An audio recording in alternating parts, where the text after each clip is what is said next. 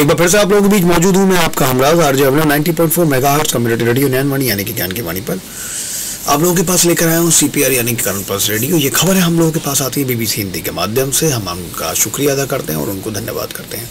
आइए आज की ताज़ा तरीन खबरों की दोबारा से शुरुआत करते हैं। राजस्थान तेंदुए के हमले से अब तक 7 लोगों की मौत। छावनी बना उदयपुर का ये इलाका।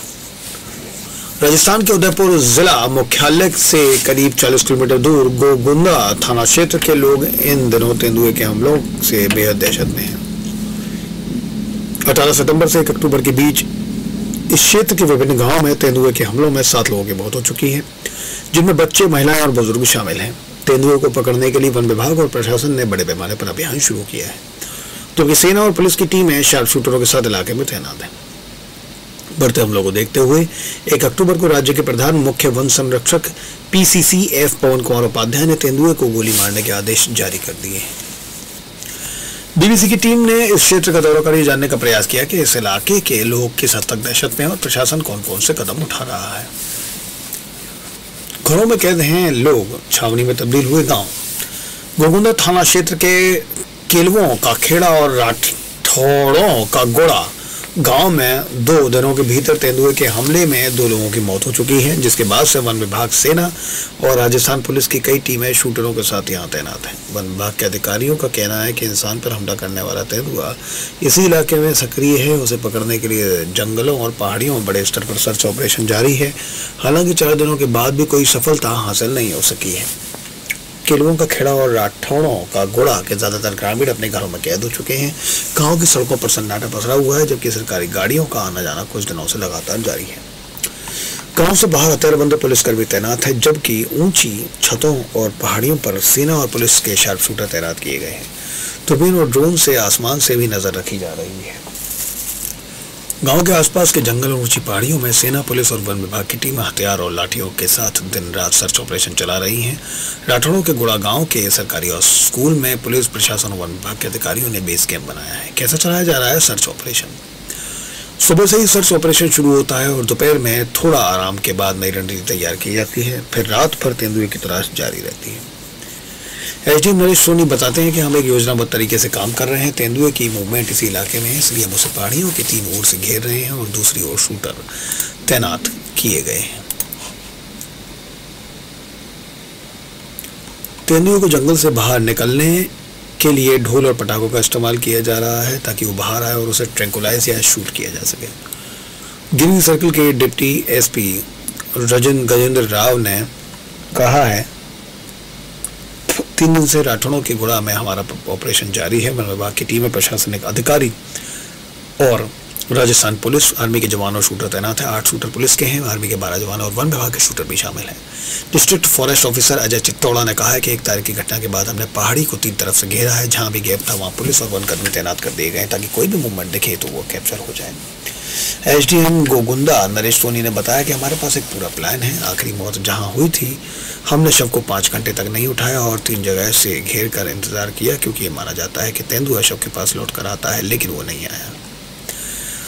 वन विभाग ने तेंदुए को पकड़ने के लिए कई जगह पिंजरे लगाए हैं। फॉरेस्ट ऑफिसर अजय चित्तौड़ा ने हमें पैंथर के फुटप्रिंट दिखाते हुए कहा कि हमें कुछ पग मार्क मिले हैं, जो बताते हैं कल रात तक उसका मूवमेंट यहाँ था। हमने इसी इलाके में 9 पिंजरे लगाए हैं। एक घर की छत पर खड़े शूटर अमरपुरी गोस्वामी ने कहा कि रात को तेंदुए का मूवमेंट हुआ था। सुबह जब जंगल के अंदर देखा तो वो निकल चुका था। 7 मौतों के पीछे एक ही तेंदुआ।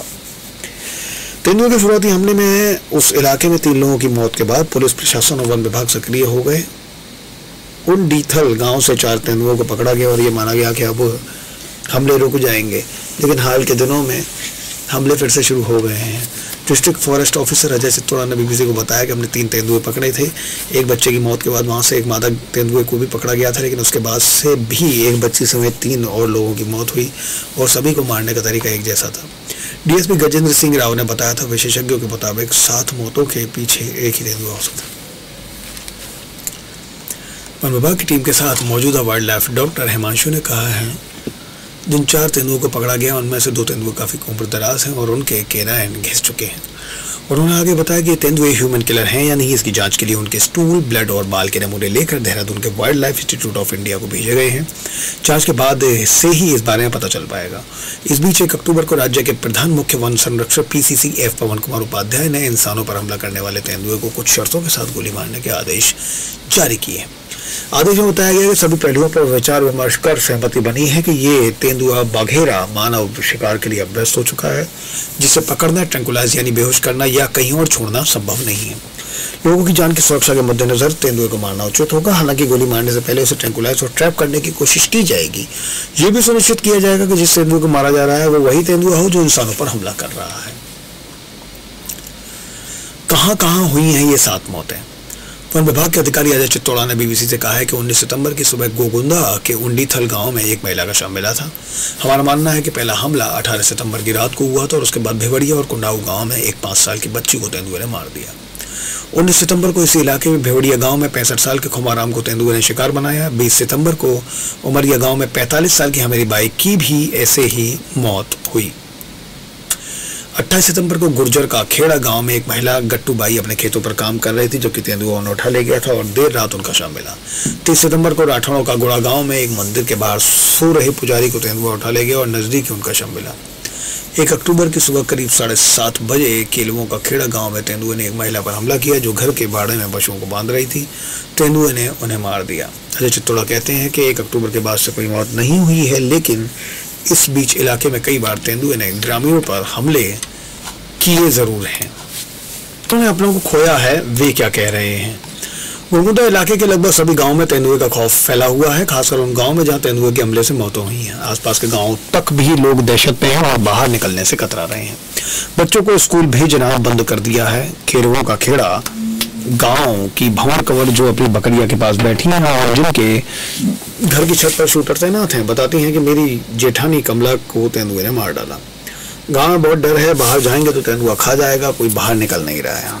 भंवरा कंवर कहते हैं आगे, हम बहुत परेशान हैं, अगर बकरियों को बाहर बांध दें तो तेंदुआ उन्हें ले जाएगा। जंगल में अकेले नहीं जा सकते हैं। हाथ से इशारा करते हुए कहती हैं कि इतना बड़ा तो उसका मुंह होता है, डर तो लगेगा ही। राठौड़ों के गुड़ा गांव में मोहन, जो मजदूरी कर अपने 4 बच्चों के परिवार का खर्च चलाते हैं, कहते हैं कि बीते कई दिनों से बाहर नहीं निकले हैं। मवेशी घर में बंधे हैं और भूखे मरने की नौबत आ गई है।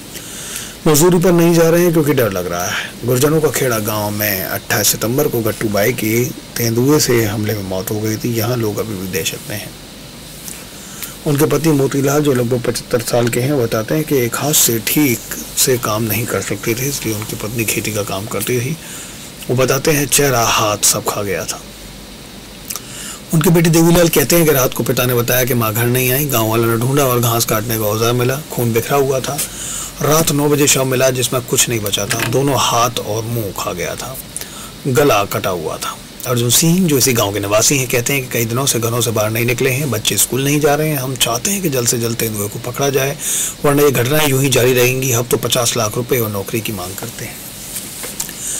कोड़ाऊ गांव, जो गुर्जरों का खेड़ा से करीब 7 किलोमीटर दूर है, में 25 सितंबर को सुंदरी गमेती अपनी 5 साल की बेटी सूरज के साथ नहाने और कपड़े धोने आई थी। उस समय तेंदुआ उनकी बेटी को उठा ले गया। सुंदरी बताती हैं, मैंने पलट कर देखा तो वो दिखाई नहीं दी। बहुत तलाश किया लेकिन कहीं नहीं मिली। सूरज के पिता गमेटी जब मजदूरी करते हैं, बताते हैं कि अभी तो उसके दूध के दांत भी नहीं टूटे थे। प्रशासन की अपील और आर्थिक मदद। इसी बीच प्रशासन ने ग्रामीणों से अपील की है कि वो समूह में चलें और सुरक्षा के लिए हाथों में लाठी डंडे लेकर चलें। साथ ही चलते समय आवाज करने की भी सलाह दी गई है ताकि तेंदुआ उनसे दूर रहे। SDM नरेश सोनी बताते हैं कि लोगों को मैसेज दिए गए हैं अकेले नहीं चलना है। स्कूलों में बच्चों को अकेले नहीं भेजना है। SDM सोनी आगे बताते हैं कि 5 से 10 किलोमीटर के इलाके की सभी ग्राम पंचायतों में बैठक कर लोगों को जानकारी दी गई है कि अकेले ना घूमें और समूह में रहें। लाठी साथ में होनी चाहिए और लाउड स्पीकर से भी घोषणाएं की गई हैं। इसके साथ ही SDM नरेश सोनी ने मृतकों के परिजनों को दिए जाने वाले आर्थिक मुआवजे की जानकारी दी है। उन्होंने कहा, नियम के अनुसार जंगली जानवर से किसी की मौत होने पर वन विभाग की ओर से 5 लाख रुपए का मुआवजा दिया जाता है। पहली 3 मौतों का मुआवजा दे दिया गया है और बाकी भी जल्द ही दिया जाएगा। देखते हैं कि अब जल्दी ही किस तरह से तेंदुआ पकड़ा जाता है। मैं बना हूँ आप लोगों के साथ 90.4 मेगाहर्ट्ज कम्युनिटी रेडियो ज्ञानवाणी पर। धन्यवाद।